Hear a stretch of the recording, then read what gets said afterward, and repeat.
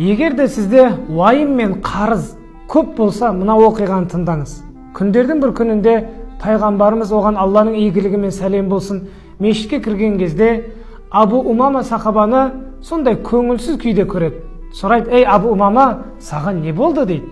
Абу Умама: я Расулалла, қарыздар көп, уайым қайғы проблемалар көп, сол нәрселер мені қинап жіберді дейді. Пайғамбарымыз саллаллаху алейхи вассалам: мен саған сондай бір сөздер үйретейін бе, оны таңертең және кешке айтатын болсаң, Алла тағала сенің уайым қайғыңды кетіріп, қарыздарыңды жояды дейді. Сонда Абу Умама: я Расулалла, үйретіңіз деген кезде пайғамбарымыз: уа Аллахым, уайым қайғыдан сенен пана сұраймын. Аллахым, әлсіздік пен қорқақтықтан пана сұраймын.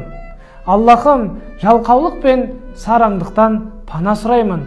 Қарызға белшеден, батудан пана сұраймын. Және де адамдардың қыспағынан сенен пана сұраймын деп дұғаны үйреткен екен.